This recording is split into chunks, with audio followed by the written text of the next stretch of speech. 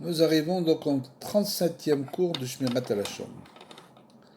Nous allons voir bientôt que dans certaines situations, on peut et parfois on doit donner des informations péjoratives que l'interlocuteur doit connaître pour se garder d'un préjudice ou dans un autre but constructif. Donc, on peut dire des informations péjoratives avec deux raisons. La première, c'est pour garder l'interlocuteur d'un préjudice. Et la deuxième raison, c'est dans un but constructif. Dans tous les cas de ce genre, on doit expliquer pourquoi on tient ces propos normalement interdits pour faire comprendre à l'interlocuteur qu'on ne transgresse pas les lois du Lachon Hara. C'est-à-dire qu'on ne dit pas uniquement une chose juste pour lui dire cette personne, etc., elle se comporte comme ça ou comme ça.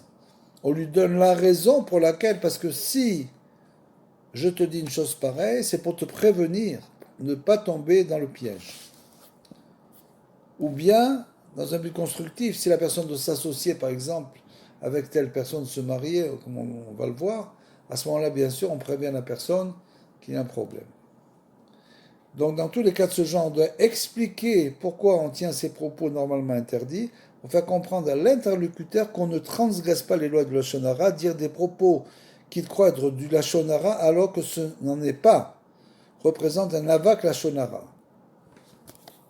C'est-à-dire que si on n'explique pas à la personne pourquoi on dit ça, pour qu'elle comprenne bien que ce n'est pas du Lachon Hara, alors si on ne précise pas cela, ce qu'on va dire, même si c'est pour le garder d'un préjudice ou pour un but constructif, est considéré comme du avak Lachon Hara, comme on dit la poussière Lachon Hara. Donc il faut aussi s'expliquer en quelque sorte, il faut s'expliquer.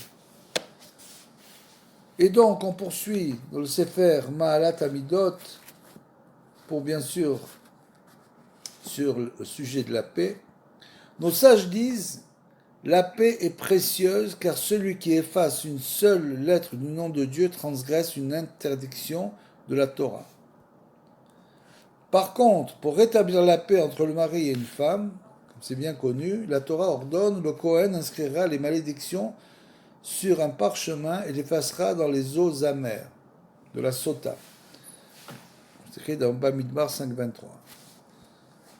C'est-à-dire que ce verset se trouve dans le passage de la Torah concernant bien sûr la Sota, la femme soupçonnée d'immoralité qui ne peut vivre avec son mari tant qu'elle ne s'est pas soumise à l'examen des eaux amères.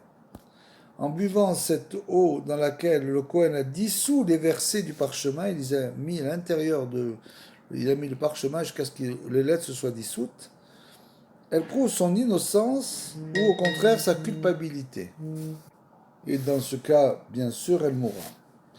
Si elle ne meurt pas, son innocence a été prouvée et elle peut reprendre la vie commune avec son mari. Bien sûr, il faut bien savoir comment ça se passe. C'est pas, on lui fait boire de force les eaux, c'est pas du tout ça.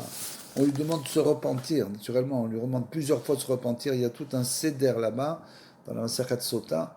On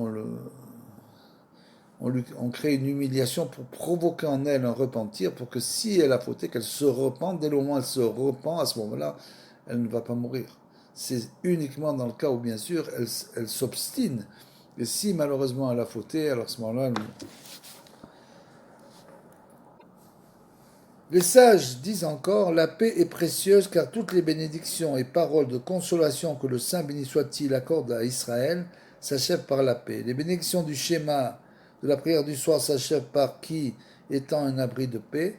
La Shmoneh Esrei, la Hamida s'achève par celui qui fait la paix dans les hauteurs, en haut, et celui qui fera la paix sur nous. Et la Birkat Kohanim s'achève que Dieu établisse et bénisse la paix sur toi.